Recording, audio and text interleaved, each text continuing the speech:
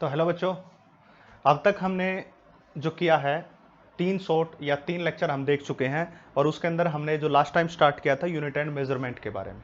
आज का जो हमारा टॉपिक होगा वो होगा एप्लीकेशंस की हम बात करेंगे। सबसे पहले जो डायमेंशन फॉर्मूले को डिराइव किया था लास्ट पार्ट के अंदर, सारी प्लेलिस्ट आपको मिल जाएगी। और जो डायमेंशन फॉर्मूले किए थे उन डायमेंशन फॉर्मूले की एप्लीकेशन के बारे में अब हमें डिस्कस करना है। तो आज का हमारा जो टॉपिक होगा एप्लीकेशन ऑफ डायमेंशन फॉर्मूला।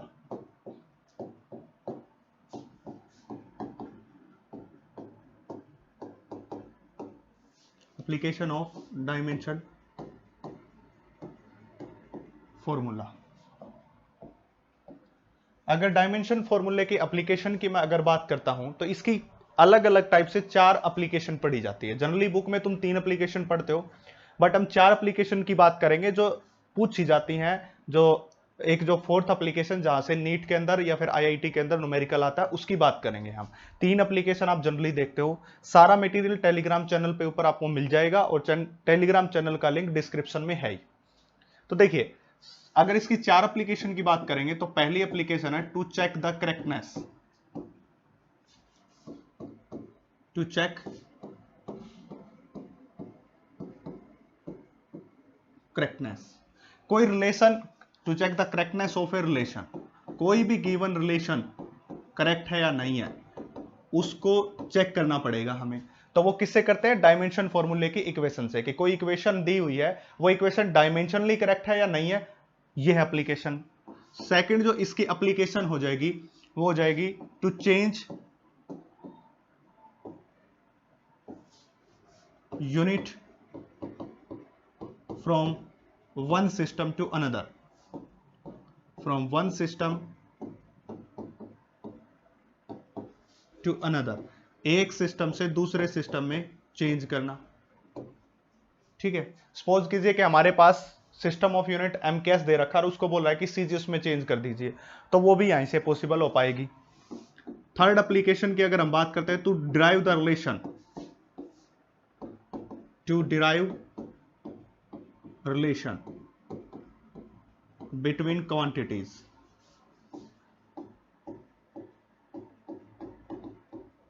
ठीक है, रिलेशन बिटवीन क्वांटिटीज, अलग अलग क्वांटिटीज के बीच रिलेशनशिप डिराइव करना, उनके बारे में बात करेंगे। अगर हम फोर्थ वन की बात करते हैं तो to change the fundamental unit, to change fundamental unit.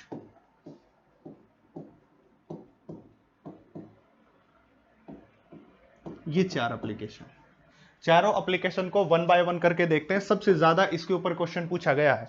जब एप्लीकेशन ऑफ डायमेंशन फॉर्मूले की बात आती है तो उसके ऊपर जो क्वेश्चन आता है वो यहां से पूछा जाता है। तो अब स्टूडेंट हम वन बाय वन करके एक एक एप्लीकेशन की बात करते हैं। तो सबसे पहले स्टार्ट करते हैं पहली application to check the correctness.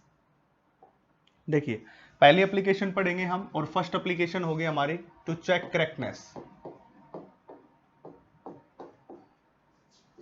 To check correctness, correctness को चेक करना है। ठीक है, अब करेक्टनेस को चेक करने के लिए सबसे पहले हम एक छोटी सी बात पढ़ते हैं और उसके अंदर हम बात करेंगे प्रिंसिपल ऑफ होमोजेनिटी की। इसके अंदर एक छोटी सी बात होती है, छोटा सा टॉपिक होता है जिसको कहते हैं प्रिंसिपल ऑफ होमोजेनिटी।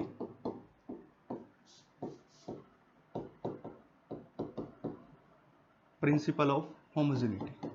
ठीक है, प्रिंसिपल ऑफ होमोजेनिटी क्या कहती है कि कोई भी इक्वेशन डायमेंशनली तभी करेक्ट हो सकती है अगर उसके लेफ्ट हैंड साइड के डायमेंशन फॉर्मूले राइट हैंड साइड के डायमेंशन फॉर्मूले के बराबर हो। तो ये क्या कहता है कि अगर एक जो लेफ्ट हैंड साइड का डायमेंशन फॉर्मूला है वो इक्वल होना चाहिए राइट हैंड साइड के डायमेंशन फॉर्मूले के।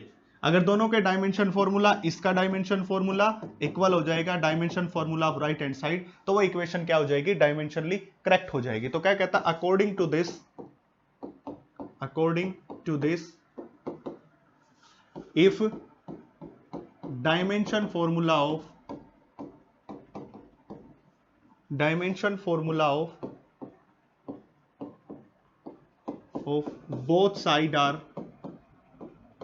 both side are equal, then equation is dimensionally correct.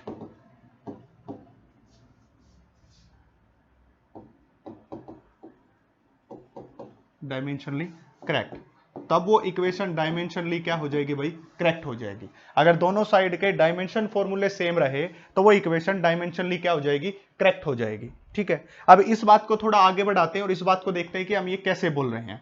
अब सपोज कीजिए कि कोई एक इक्वेशन मान लेते हैं, हमने एक इक्वेशन ले ली और that equation is s is equal to में u t plus half A T square. यही इक्वेशन क्यों सिलेक्ट किया है, क्योंकि ये छोटी क्लास में पढ़ के आते हो, आप 3-4 इक्वेशन पढ़ के आते हो, S is equal to U T plus half A T square, जैसे v is equal to U plus A T, ये सारी इक्वेशन पढ़ के आते हो। तो इसके अंदर हम देख रहे हैं S is equal to U T plus half A T square, इस इक्वेशन की बात करते हैं। देखिए, जब हम इस इक्वेशन की बात करते हैं तो सबसे पहले हम इस साइड का डायमेंशन फॉर्मूला निकाल लेते हैं। तो इस साइड का जो डायमेंशन फॉर्मूला एस क्या हो जाएगी भाई, डिस्टेंस हो जाएगी। ये प्रूव करके दिखा देता हूं एग्जांपल लेके, डिस्टेंस हो जाएगी। अब एस का डायमेंशन फॉर्मूला, डिस्टेंस का डायमेंशन फॉर्मूला तो एल होता है, तो इसका डायमेंशन फॉर्मूला क्या हो गया, एल के बराबर हो गया। अब बात करते हैं हम यूटी की, u इंटू टी। अब इसका डायमेंशन फॉर्मूला देखेंगे, u इंटू टी। यू क्या है यहाँ पे, वेलोसिटी, सबको पता है। अब इससे पहले मैंने डायमेंशन फॉर्मूले आपको निकालने सिखाई दिया था कि वेलोसिटी क्या होती है, डिस्टेंस अपॉन टाइम या डिस्प्लेसमेंट अपॉन टाइम, और डिस्प्लेसमेंट अपॉन टाइम के बाद वेलोसिटी का डायमेंशन फॉर्मूला था एल टी माइनस वन, और ये है टाइम, टाइम का dimension formula T power one. ठीक है, हमने इस यूटी का निकाला तो सबसे पहले वेलोसिटी का निकाला जो कि एल टी माइनस वन था, उसके बाद मैंने इसका निकाला, इसका टी था, इन दोनों की वैल्यू उठा के यहां पुट कर दी। अब इससे क्या हो जाएगा, कैंसिल आउट, तो यहां पे क्या बचा, एल बच गया। ठीक है, अब तीसरी साइड बच गई हाफ ए टी स्क्वायर।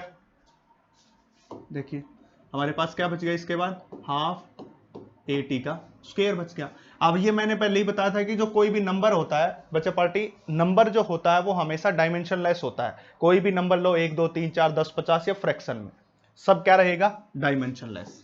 ये क्या है यहाँ पे, एक्सेलरेशन है, और एक्सेलरेशन का डायमेंशन फॉर्मूला निकालना सिखाया था एल टी माइनस टू। अगर किसी को नहीं आता है तो वो इससे पीछे वाली वीडियो जो आपको प्लेलिस्ट में मिल जाएगी उसमें जाके डायमेंशन फॉर्मूले निकालने सीख ले, उसी के बाद ये एप्लीकेशन पॉसिबल हो पाएगी। तभी तो कहते हैं एप्लीकेशन ऑफ डायमेंशन फॉर्मूला। तो एल टी माइनस टू के बराबर। अब टाइम क्या है, टाइम का क्या हो जाएगा, टी स्क्वायर। अगर मैं इसका लिखूंगा तो ये हो जाएगा L T minus two into T का स्क्वायर, ये इससे क्या हो जाएगा, cancel out, it comes out to be L के बराबर। तो देखिए ये तीनों साइड की बात करेंगे हम।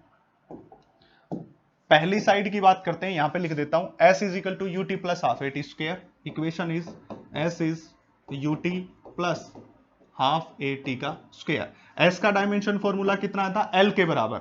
ut का डायमेंशन फॉर्मूला भी किसके बराबर आया था, l के बराबर। जहां प्लस का साइन होता है इसको इक्वल टू ही मानते हैं हम यहाँ पे ऐड नहीं करते। डायमेंशन फॉर्मूले की खास बात यह है कि ये इसका डायमेंशन फॉर्मूला इसके बराबर भी होना चाहिए और इसके बराबर भी होना चाहिए, इसलिए इक्वल टू लगाया, और इसका डायमेंशन फॉर्मूला भी कितना आया, एल के बराबर। तीनों का डायमेंशन फॉर्मूला एल, तो ये तीनों साइड क्या होगी, इक्वल होगी। तो ऐसा नहीं करना है कि यूटी को एल लिखा और यहाँ पे प्लस लगा दिया, नहीं, ऐसा गलत हो जाएगा, ऐसा नहीं करना है। ये डायमेंशन फॉर्मूले पढ़ रहे हैं, हमें क्या करना है, s इसके बराबर भी होना चाहिए अलग से, और ये s का डायमेंशन फॉर्मूला इसके बराबर भी अलग से होना चाहिए। तो s का ut के बराबर भी आ रहा अलग से, और s का हाफ ए टी स्क्वायर के बराबर भी आ रहा अलग से, तो डायमेंशन फॉर्मूला क्या हो जाएगा, करेक्ट हो जाएगा। तो ये रिलेशन डायमेंशनली क्या है, बिल्कुल करेक्ट इक्वेशन है, कोई वो नहीं है इसके अंदर। इसी प्रकार कुछ एक इक्वेशन की और बात कर लेते हैं हम, second, that is v is equal to u plus A T. इसको चेक करके दिखा देता हूं।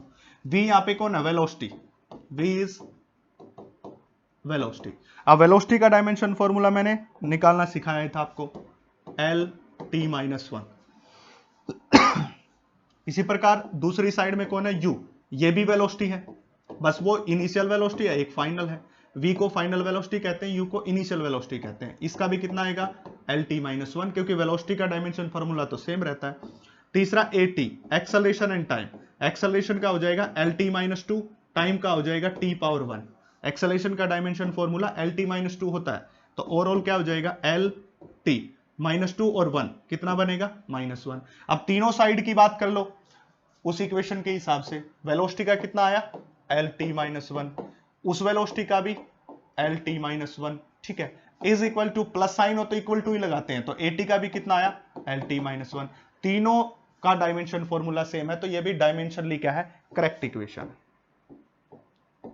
आपको ऐसी इक्वेशन दे देगा और पूछ लेगा कि ये डायमेंशनली करेक्ट है या नहीं है, आपको चेक करके बताना है। कैसे चेक करोगे, ऐसे ही चेक करोगे जैसे कि इस वेलोसिटी का डायमेंशन फॉर्मूला इसके बराबर भी होना चाहिए और इसका डायमेंशन फॉर्मूला इसके बराबर भी होना चाहिए, ऐसे होना चाहिए। अगर ये इक्वेशन एग्जिस्ट कर रही है, इसका इसके बराबर भी है, इसका इसके बराबर भी है, तो इसका मतलब वो इक्वेशन डायमेंशनली करेक्ट है। अगर ऐसा नहीं है तो वो इक्वेशन डायमेंशनली करेक्ट नहीं है, ये बात याद रखें। ये थी पहली एप्लीकेशन। अब बात करते हैं इसकी सेकंड एप्लीकेशन की। सेकंड एप्लीकेशन की बात करते हैं। To change unit from one system to unit from one system to another, one system to another, एक सिस्टम से दूसरे सिस्टम में चेंज करना। यूनिट को चेंज करना है, एक सिस्टम से चेंज करके दूसरे सिस्टम के अंदर लेके जाना है, ये बात करनी है। ठीक है, अब देखिए इसकी बात करते हैं। ये सारे एक ऐसे समझ लो कि ये सारे एक एग्जांपल के थ्रू ही समझने पड़ेंगे आपको। जैसे आपके अगर एग्जाम में आ रहा है, बोर्ड में आ रहा है, तो आपको क्या करना पड़ेगा, जैसे एप्लीकेशन आ गई उसको एक एग्जाम्पल के थ्रू एक्सप्लेन कर दो, जैसे पहले किया। अगर कोई कंपटीशन में आएगा तो कुछ 4 इक्वेशन दे देगा और पूछ लेगा कौन सी डायमेंशनली करेक्ट है या कौन सी डायमेंशनली करेक्ट नहीं है, ऐसे पूछ सकता है। आ जाता है कई बार 4 नंबर में, नीट वगैरह में आ जाता है, कई बार आईआईटी के अंदर भी पूछ लिया जाता है। तो to change unit from one system to another system. अब इसके लिए थोड़ा बेसिक आपको पढ़ना पड़ेगा कि सपोज कीजिए Q is equal to N into U के बराबर। ये मान लीजिए क्यू यहां पे कोई भी फिजिकल क्वांटिटी है, फिजिकल क्वांटिटी कौन होती है, physical quantity which is use to describe the laws of physics. ऐसी क्वांटिटी जो लॉ ऑफ फिजिक्स को डिस्क्राइब करने के लिए हेल्पफुल होती है, उसको कहते हैं फिजिकल क्वांटिटी।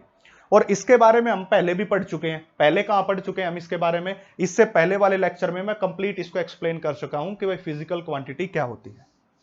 एन जो आपके पास है, एन है, ये होता है उसका मैग्नीट्यूड, और जो यू है वो क्या होती है, यूनिट होती है। ठीक है, यूनिट होती है किसी चीज की। अगर मैं ये कह दूं किसी बॉडी का मास, एक छोटा सा एग्जांपल दे देता हूं, 10 किलोग्राम है, तो मास तो क्या हो गया, फिजिकल क्वांटिटी ये वाली। 10 इसका क्या हो गया, मैग्नीट्यूड, और यूनिट के अंदर क्या आ गया, किलोग्राम। तो अगर इसको फिट करूं तो Q is equal to N into U. N की वैल्यू 10 है और यू की वैल्यू किलोग्राम है, यूनिट है वो, और क्यू क्या होगी, फिजिकल क्वांटिटी, जिसको हमने क्या बोल दिया, एम के बराबर, मास के बराबर। तो मास इज फिजिकल क्वांटिटी जो क्यू से डिनोट करते हैं। एन क्या हो जाएगा इसका, मैग्नीट्यूड, मैग्नीट्यूड को एन से डिनोट किया, किलोग्राम इज द यूनिट और जिसको यू से डिनोट किया है। ठीक है, अब हमें क्या करना है कि एक सिस्टम को दूसरे सिस्टम से हमें चेंज करना है। अब सपोज कीजिए, मैं एक छोटा सा एग्जांपल लेके इसको समझा देता हूं आपको। कोई कह दे कि 1 न्यूटन को एक डाइन में चेंज कीजिए, आपको ये बोल दिया जाए, न्यूटन को डाइन में चेंज करके दिखा दीजिए। ये क्वेश्चन आपके पास आ गया। ठीक है, अब इसके लिए मैं क्या मानूं, न्यूटन को पहला सिस्टम मान लेता हूं, डाइन को दूसरा सिस्टम मान लेता हूं, that is the first system and dyne is second system हो जाएगा। इसका मतलब यह हुआ कि जो हमारे पास N1 है, U1 है, ऐसे कर लो इसको, थोड़ा सा मैं आपको समझा देता हूं। तो पहले सिस्टम में फिजिकल क्वांटिटी Q1 बोला, दूसरे सिस्टम की फिजिकल क्वांटिटी Q2, दोनों इक्वल तो होंगी क्योंकि ये भी यूनिट फोर्स की है, ये भी यूनिट फोर्स की है, तो फिजिकल क्वांटिटी तो सेम है, दोनों फोर्स ही है। ये तो नहीं हुआ ना कि फिजिकल क्वांटिटी चेंज हो गई। फिजिकल क्वांटिटी जैसे यहाँ पे मास थी, अगर मैं इसको किलोग्राम में रखूंगा तो भी मास रहेगा, और ग्राम में रखूंगा तब भी मास रहेगा, दोनों में रहेगा तो मास ही। तो Q1 की वैल्यू तो Q2 के बराबर हो गई, इस Q1 की वैल्यू किसके बराबर होगी, Q2 के बराबर। अगर Q1 की बात करूं तो N1 U1 हो गया, और Q2 की बात करूंगा तो N2 इंटू U2 हो जाएगा। ठीक है, अब देखिए ये रही क्वांटिटी। सबसे पहले Q1 क्या बोला, 1 न्यूटन, ये बोला गया है। इसमें N1 की वैल्यू आपको दिखाई दे रही होगी, किसके बराबर है, 1 के बराबर है। अब हमें क्या करना है, न्यूटन को डाइन में चेंज करना है। न्यूटन को किस में चेंज करना है, डाइन में। अब कितने डाइन के बराबर होगा वो तो हमें निकालना है। ठीक है, तो N1 की वैल्यू यहां से क्या आ गई, 1, और U कौन है हमारे पास, न्यूटन, जो कि यूनिट है, ये लिख दिया। ठीक है, अब देखिए इसके आगे बात करते हैं हम। 1 न्यूटन को किस में कन्वर्ट करना था, डाइन में। ठीक है, तो हमारे पास N1 U1 is equal to N2 U2 के बराबर हो गया। यहाँ पे n1 की वैल्यू हमारे पास 1 आ गई, पहले ही बताया था। इसी प्रकार अगर n2 की वैल्यू हम बात करेंगे तो n2 की वैल्यू का हमें नहीं पता, वो n के बराबर है, क्योंकि वो तो हमें निकालनी है। निकालनी तो उसको मैं किसके बराबर मान लूं, n के बराबर मान लूं। यहां तक समझ आ गया। अब सपोज कीजिए इसको डायमेंशन फॉर्मूले का कैसे यूज करेंगे। अभी अभी मैंने बताया, देखिए फोर्स का डायमेंशन फॉर्मूला, क्योंकि इससे पहले आपको एक बात का पता होना चाहिए कि Newton is the unit of force. ये बात आपको पता होना चाहिए कि न्यूटन किसकी यूनिट होती है, फोर्स की यूनिट होती है। तो फोर्स का डायमेंशन फॉर्मूला देखिए m इंटू ए, जिसको नहीं पता निकालना सिखा देता हूं। m क्या हो जाएगा, मास एक्सेलरेशन की हो जाएगी lt माइनस 2, ठीक है। तो that is force is equal to में ml t माइनस 2, इसका क्या हो गया, डायमेंशन फॉर्मूला। ये डायमेंशन फॉर्मूला आ गया इसका, ml t minus 2, this is the dimension formula, ठीक है। अब आगे देखिए हमारे पास उसी फार्मूले के अंदर पुट करते हैं इसको, ठीक है, जो हमने पहले लिया था उस फार्मूले के अंदर इसको लेके जाते हैं। ये रहा n1 u1 is equal to n2 into u2 के बराबर, ठीक है।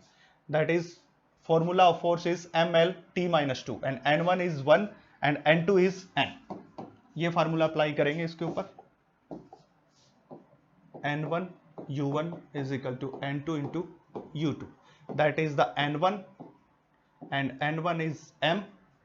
डायमेंशन फॉर्मूला किस किस की टर्म में होगा, m की टर्म में, l की टर्म में और t की टर्म में, ठीक है।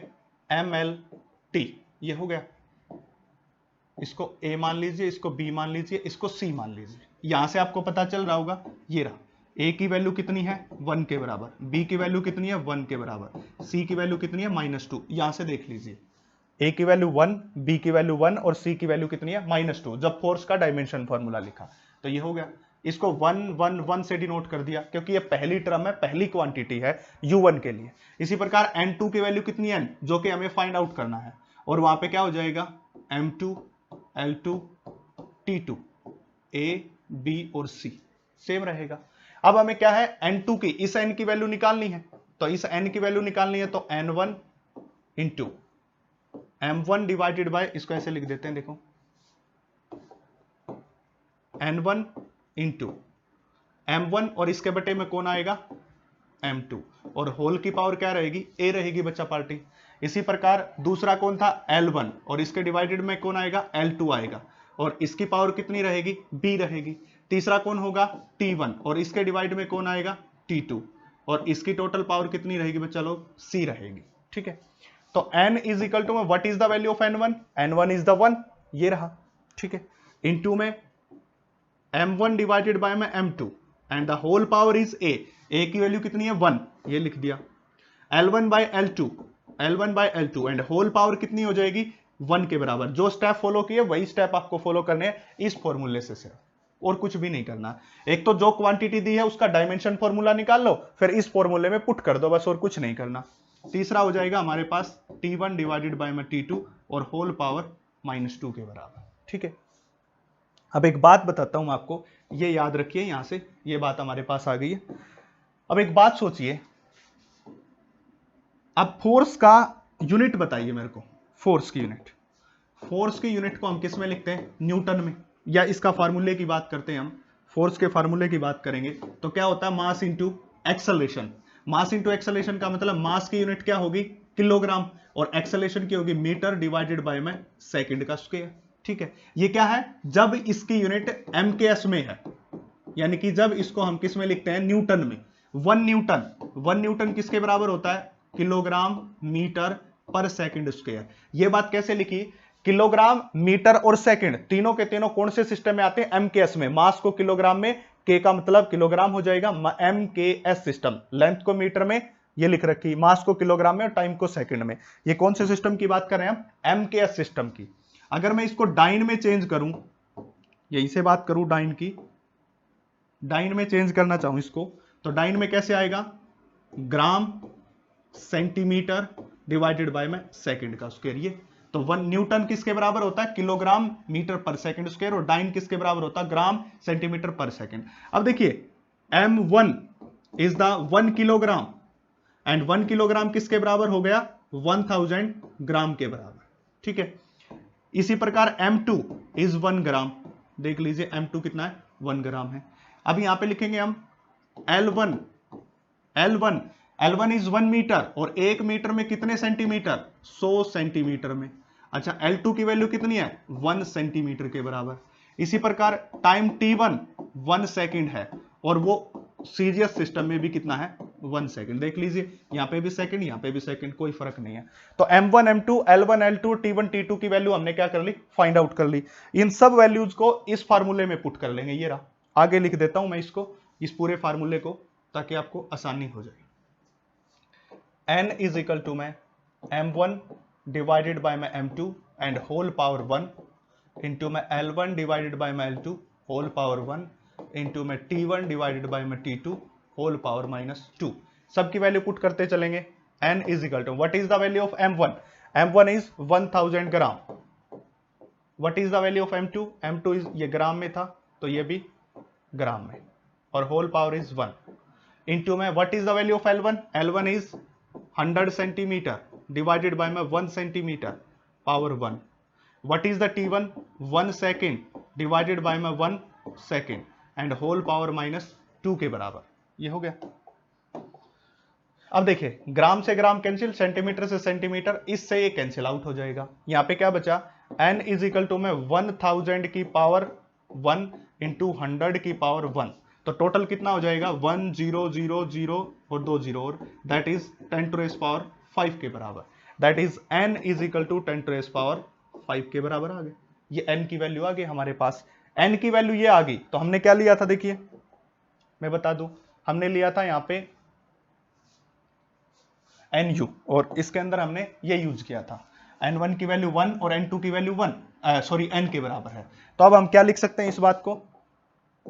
n की वैल्यू होगी 10 टू रेस पावर 5 के बराबर, मतलब N1U1 is equal to N2U2। ये फार्मूला था। N1 की वैल्यू तो 1 थी और U1 कितना था? न्यूटन 1।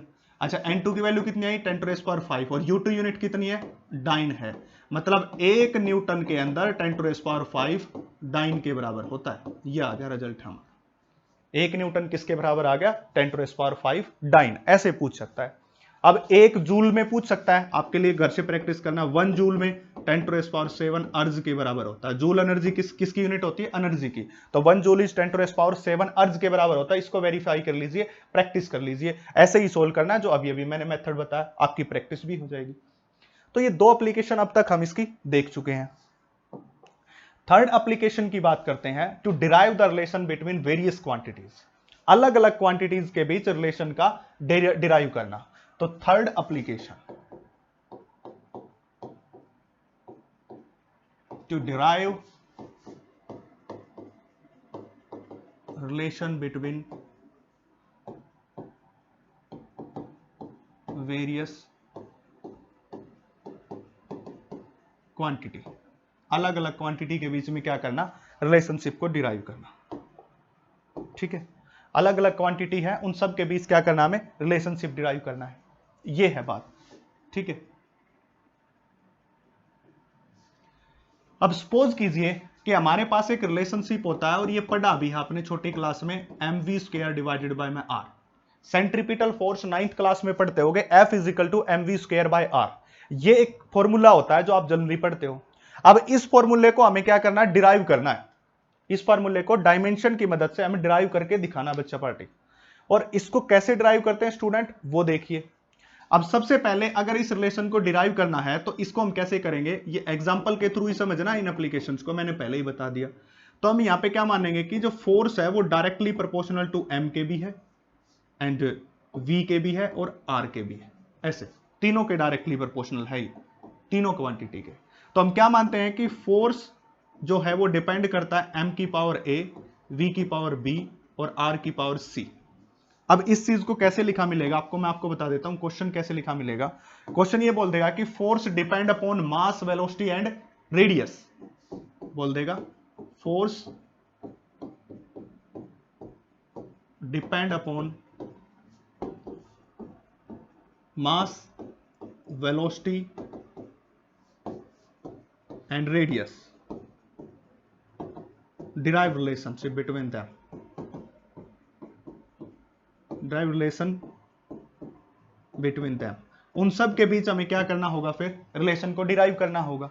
तो उन सब के बीच रिलेशन को डिराइव करने के लिए क्या कह रहा है कि फोर्स डिपेंड कर रहा है मास के ऊपर भी, फोर्स डिपेंड कर रहा है वेलोसिटी पे भी, और फोर्स डिपेंड कर रहा है आर के ऊपर भी। ठीक है, अब ये रिलेशन डिराइव करके हमें किसके बराबर प्रूव करना है, इसके बराबर।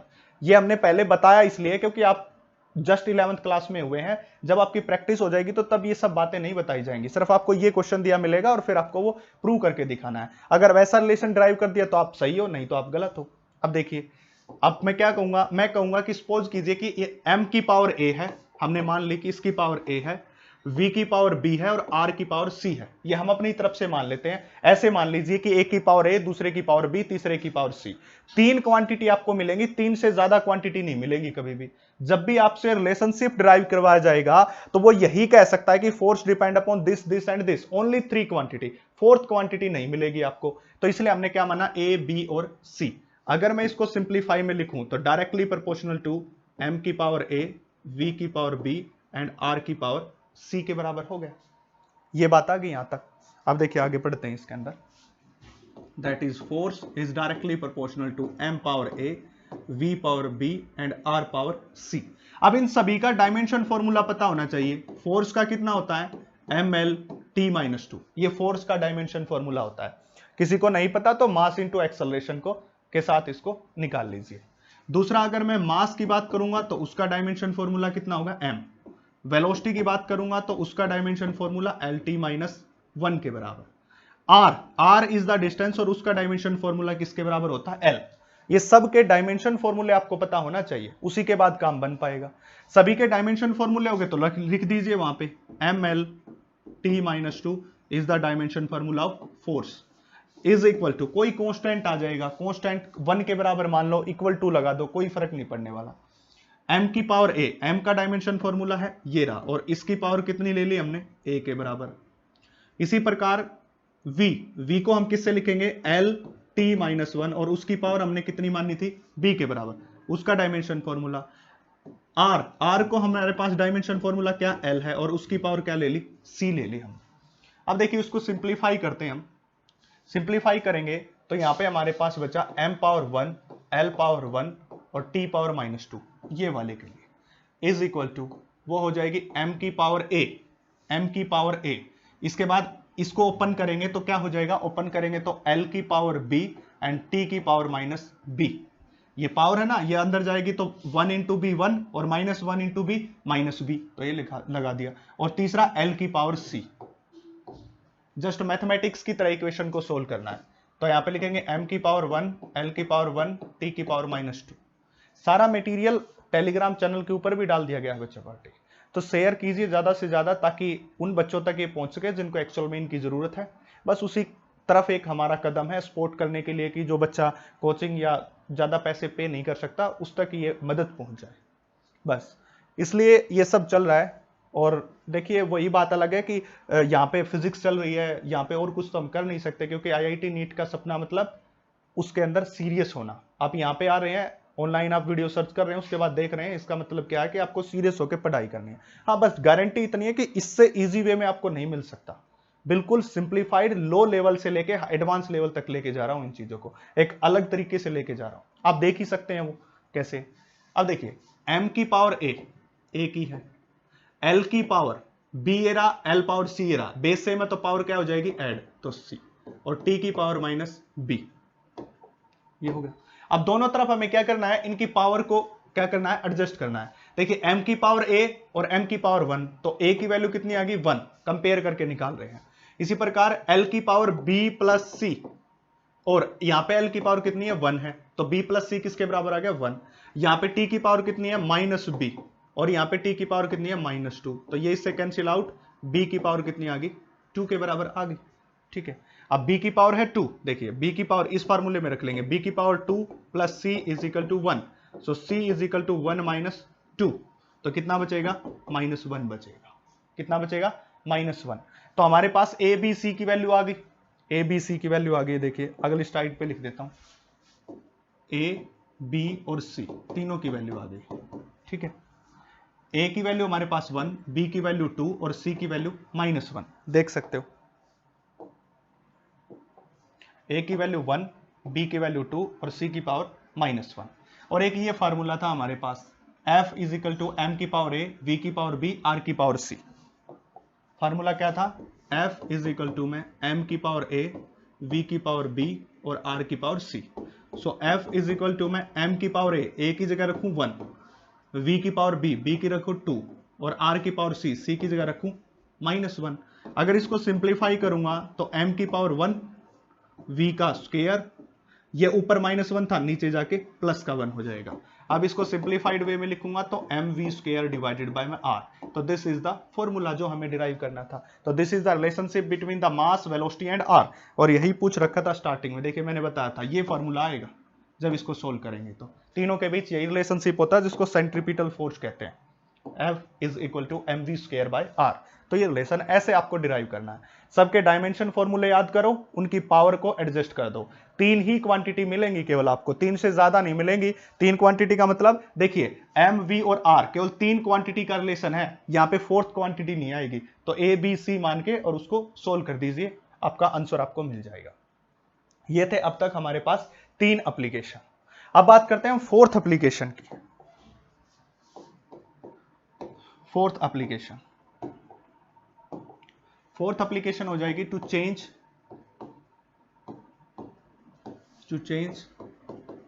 Fundamental unit. To change fundamental unit, fundamental unit को चेंज करना है। फंडामेंटल यूनिट को चेंज करने का मतलब क्या होता है? देखिए स्टूडेंट, अब तक जब मैंने इससे पहले वाला लेक्चर आपको बताया था, वहां पे मैंने ये बोला था कि जो फंडामेंटल में 7 क्वांटिटी आती हैं, लेंथ, मास, टाइम, टेम्परेचर, लुमिनस इंटेंसिटी और अमाउंट ऑफ सब्सटेंस, ये 7 क्वांटिटी ऐसी है जो बेसिक क्वांटिटी है, फंडामेंटल क्वांटिटी है। ये जो पहले वाली 3 एप्लीकेशन है ये आपको एनसीईआरटी में मिलेंगे और हर जगह मिल जाएंगे। बट मैं एक अलग एप्लीकेशन, 4th एप्लीकेशन की बात करता हूं, जहां पे फंडामेंटल यूनिट को चेंज करना। हमें चेंज करने का मतलब है कि लेट कर लिया कि let E T V are fundamental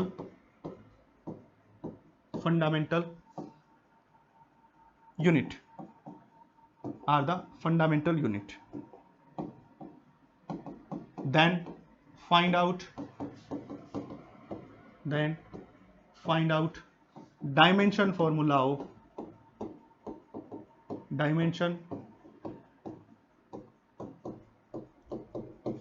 of surface tension।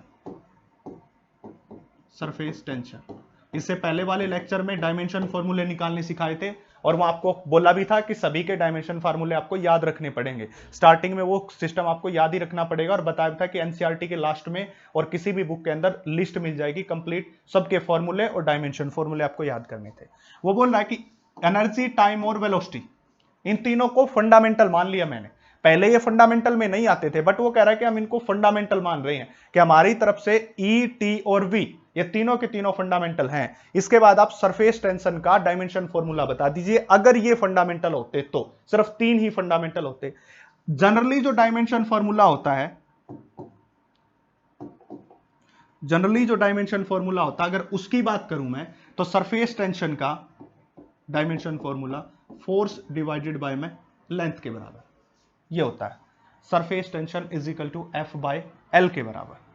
अब देखिए फोर्स का फार्मूला ml t-2 के बराबर, डिवाइडेड बाय में लेंथ का डायमेंशन फॉर्मूला l, तो l से l कैंसिल आउट, तो सरफेस टेंशन का डायमेंशन फॉर्मूला कितना हो गया? mt-2 ये होना चाहिए। ये कब है? जब मास और टाइम को फंडामेंटल मान रखा है। बट वो बोल रहा है कि एनर्जी, टाइम और वी, वेलोसिटी, इनको फंडामेंटल मान लिए। टी तो आ गया, ठीक है, बट मास तो फंडामेंटल नहीं है, और मास फंडामेंटल नहीं है, तो इसका मतलब ये सरफेस टेंशन का इस क्वेश्चन के हिसाब से डायमेंशन फॉर्मूला नहीं हो सकता। बट आपको आंसर में ये भी दिया मिलेगा, आप इस पे टिक करोगे वो गलत हो जाएगा। सरफेस टेंशन होता है फोर्स डिवाइडेड बाय में लेंथ, ये फॉर्मूला होता है। तो फोर्स का ml t-2, लेंथ का l, इसको कैंसिल करके ये आ जाएगा और आपको ऑप्शन में मिलेगा। नीट में कई बार 4 नंबर में क्वेश्चन आ चुका है, आ जाता है ऐसा क्वेश्चन। तो आप क्या सोचोगे कि सर आंसर आ गया, लिख दो, वहीं पे मार खाओगे, वहीं से आपसे खेल रहा है। वो क्या कर रहा है कि ई टी वी को क्या मानना, हमने फंडामेंटल मान रहा है। अब उसको मानना, देखिए सबसे पहले मैं लिख लेता हूं कि एनर्जी का डायमेंशन फॉर्मूला क्या होता है। एनर्जी का dimension formula force into displacement, मतलब ml2 t-2, that is the dimension formula of energy. अगर मैं इसको सिंप्लीफाई करूं और यहां से निकाल लूं E डिवाइडेड बाय में m, सॉरी इसको सिंप्लीफाई करूं E डिवाइडेड बाय में L स्क्वायर डिवाइडेड बाय में T minus 2 is equal to m। इसको m के बराबर मान लिया, m के बराबर मान लिया तो क्या हो गया E L की पावर माइनस 2 और T की पावर 2, ये ऊपर जाएगा तो L माइनस 2 हो जाएगा T plus 2 is equal to में m। ये किसका निकाल दिया हमने, m का निकाल दिया।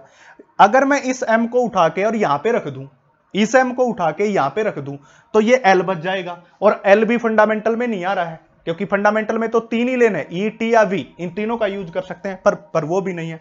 हम यहां से क्या करेंगे, ये बात देखो, ये आ गई हमारे पास, इसको आगे लिख लेता हूं। हमारे पास आ गया m इज इक्वल टू में E L माइनस 2 और T प्लस 2, ये हो गया। और होना क्या चाहिए था, एक सरफेस टेंशन का dimension formula, surface tension is equal to में m T माइनस 2, m की वैल्यू चाहिए। बस खास बात ये होनी चाहिए उसके अंदर तीन ही चीज होनी चाहिए, तो E energy, T time, V velocity, इसके अलावा कोई टर्म ना हो, ये बोल रहा है। तो देखिए वेलोसिटी किसके बराबर होती है, L डिवाइडेड बाय में T, L निकालूंगा तो किसके बराबर हो गया V इंटू टी। इस L की वैल्यू उठा के यहां पुट कर दूं तो m इज इक्वल टू में एनर्जी यहां पे रखा तो V माइनस 2 T माइनस 2 और T की पावर 1 प्लस 2, प्लस 2 से माइनस 2 क्या हो जाएगा, कैंसिल आउट, तो m किसके बराबर आ गया E इंटू वी माइनस 2। अब देख लीजिए इसमें ना तो L की टर्म है ना m की टर्म है, केवल केवल एनर्जी और वेलोसिटी की टर्म में है। इस m को उठा के यहां पुट करो तो that is surface tension is equal to में m की value E into v power minus 2 और उसकी वैल्यू T माइनस 2, ये आ गया dimension formula in terms of E, V and T। देख सकते हो क्वेश्चन यही बोला था, E, T और V को फंडामेंटल मान के सोल्व कीजिए, तो फंडामेंटल मान के सोल्व किया तो सरफेस टेंशन हमारे पास आ गई इज इक्वल टू में E V माइनस 2 और T माइनस 2, ये आ गया। तो ऐसे आप इसको सोल्व कर सकते हो, इस प्रकार आएगा, क्वेश्चन आ सकता है, इस पे बड़ा इंपॉर्टेंट पार्ट है, ऐसे सोल्व करना। अभी तक जो डायमेंशन फॉर्मूला पढ़ा और उसकी एप्लीकेशन पढ़ी, एप्लीकेशन के बाद क्या कहता है कि इसकी कुछ ड्रॉबैक्स होती हैं। इसकी कौन कौन सी ड्रॉबैक है इन डायमेंशन फॉर्मूला की, वो देखनी है अब हमें, जो हमारा लास्ट टॉपिक होगा इसके बारे में। ड्रॉबैक्स, एप्लीकेशन देख ली तो उसकी कमियां भी होंगी खामियां भी होंगी, जिसको हम क्या कहते हैं, ड्रॉबैक्स कहते हैं। तो सबसे पहली अगर मैं ड्रॉबैक की बात करूं तो कुछ ऐसे डायमेंशन, कुछ ऐसे कांस्टेंट है जिनके डायमेंशन है और कुछ ऐसे कांस्टेंट है जो डायमेंशन लेस है। तो यहां पे इस बात का जवाब नहीं बता चुका कि some constant are dimension less,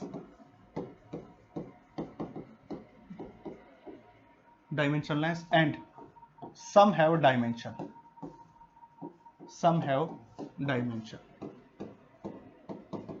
कुछ ऐसे कांस्टेंट जिनके पास डायमेंशन है ही नहीं और कुछ ऐसे जिनके पास डायमेंशन है। एग्जांपल की बात करूं तो ग्रेविटेशनल कांस्टेंट G, ये एक कांस्टेंट है बट इसके बाद फिर भी डायमेंशन फॉर्मूला है। कल जब लास्ट में हमने क्वेश्चन किया था, एक जो लास्ट वीडियो थी, लास्ट लेक्चर था, उसके अंदर E/G लिया था, तो वहां पे G का डायमेंशन फॉर्मूला निकाला था। तो कांस्टेंट होने के बाद भी इसके पास डायमेंशन फॉर्मूला है। बट अगर मैं बात करूं म्यू की, रिफ्रैक्टिव इंडेक्स की, 10th क्लास में पढ़ के आए होंगे अभी आप, रिफ्रैक्टिव इंडेक्स की बात करता हूं मैं, तो रिफ्रैक्टिव इंडेक्स एक डायमेंशन लेस क्वांटिटी है, हालांकि वो भी तो एक कांस्टेंट है बट वो डायमेंशन लेस क्वांटिटी, उसके पास कोई डायमेंशन नहीं है। तो इस बात का जवाब ये डायमेंशन फॉर्मूला नहीं दे सका कि कुछ के तो डायमेंशन है जो कांस्टेंट है बट कुछ कांस्टेंट होते हुए भी उनके पास डायमेंशन फॉर्मूला क्यों नहीं है। सेकंड बात लिखेंगे, सेकंड बात की बात करेंगे, कोई भी number and trigonometric function are dimensionless, number और trigonometric function sine theta, cos theta, tan theta, ये सब डायमेंशन, और इसके साथ एंड एक्सपोनेंशियल फंक्शन भी ले लेता हूं, एक्सपोनेंशियल वो भी ऐड कर लो, एक्सपोनेंशियल फंक्शन, ये नंबर, ट्रिग्नोमेट्रिक फंक्शन और एक्सपोनेंशियल फंक्शन, ये सारे के सारे डायमेंशन लेस है। क्यों है, इस बात का जवाब ये नहीं दे सका है। थर्ड इसकी बात लेते हैं, थर्ड जो ड्रॉबैक है वो लेते हैं। थर्ड ड्रॉबैक ये कि इट कैन डिराइव, या ये लिख लो, it can not derive relationship between it cannot derive relation between quantity if for more than 3 quantities quantity more than 3। देखो जब मैंने एक एप्लीकेशन करवाई थी, ड्राइव करवाया था relation F is equal to m v square by r, तो वहां बार बार बोल रहा था केवल 3 ही क्वांटिटी मिलेंगी, जैसे एम वी और आर 3 ही मिली, 3 से ज्यादा नहीं होगी, क्योंकि 3 से ज्यादा के लिए कैसे डायमेंशन फॉर्मूला ड्राइव होगा वो इस डायमेंशन फॉर्मूले ने नहीं बताया, इसलिए हम इसकी ड्रॉबैक के अंदर इसको कंसीडर करते हैं। अगर आपको कोई बोल दे फोर्थ पॉइंट में y इज इक्वल टू में a sine omega t plus delta, we can not derive dimension formula for this and also correctness, और इसकी करेक्टनेस, ना तो इसकी करेक्टनेस बता सकते हैं ना इसके डायमेंशन फॉर्मूला को डिराइव किया जा सकता अगर y किसके बराबर है, a sin omega t plus delta के बराबर है, तो इन दोनों के बारे में हम नहीं बता चुके थे। तो ये 4 एप्लीकेशन थी डायमेंशन फॉर्मूला की, और उसके साथ साथ उसकी 3-4 ड्रॉबैक भी देखी, उसके अंदर क्या क्या कमियां थी। तो ये हमारा कंप्लीट हो गया डायमेंशन के बारे में। नेक्स्ट लेक्चर के अंदर हम एरर के बारे में पढ़ेंगे, जो कि बड़ा इंपॉर्टेंट टॉपिक्स हैं और नीट के अंदर क्वेश्चन पूछे जाते हैं वहां से सबसे ज्यादा। इसके बाद ये यूनिट कंप्लीट होने के बाद एक वीडियो के अंदर जितने भी क्वेश्चन आए हुए प्रीवियस ईयर के अंदर या जो इंपॉर्टेंट है वो सारे देख लें। तो आज के लिए इतना ही।